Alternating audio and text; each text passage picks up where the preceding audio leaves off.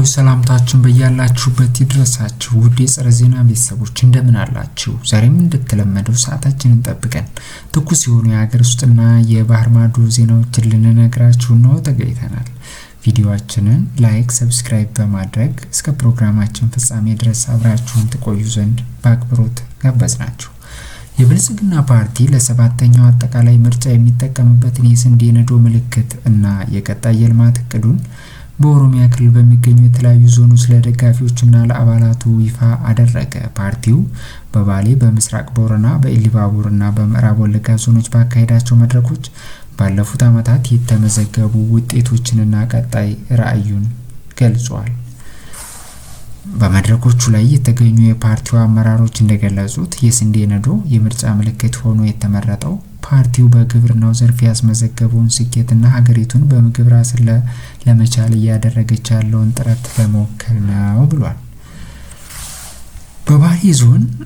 የባሌ ዞን አስተዳዳሪ አቶ አብዱል ሐኪም አለይ በለውጡ ዓመታት በመሰረተ ልማት፣ በአስፋልት መንገድና በጤናው ዘርፍ ተጨባጭ ለውጦች መመዝገባቸውን ገልጸዋል። የአካባቢው ነዋሪዎችም የግብርና ቴክኖሎጂዎች ውጤታማ እያደረጋቸው መሆኑን ገልጸዋል። በምስራቅ ቦረና የመስኖ ስንዴ ልማት፣ የኮሪደር ልማትና የአውሮፕላን ማረፊያ ግንባታዎችን ጨምሮ በርካታ የልማት ስራዎች ማከናወናቸው ተገልጿል። የፓርቲው አመራሮች ህዝቡ እነዚህን ስራዎች ለማስቀጠል ለፓርቲው ድምጹን እንዲሰጥ ጥሪ አቅርበዋል።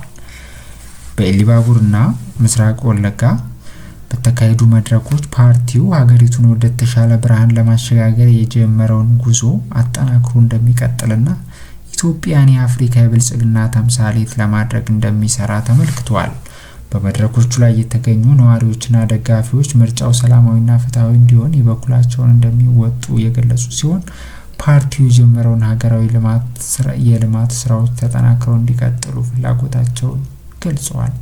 ውድ የጸረ ዜና ቤተሰቦች ለዛሬው ያዝንላችሁ ዜናዎች ይህንን ይመስሉ ነበር። በድጋሚ በሌላ ዜና እስከምንገናኝ መልካም ቆይታ። እናመሰግናለን።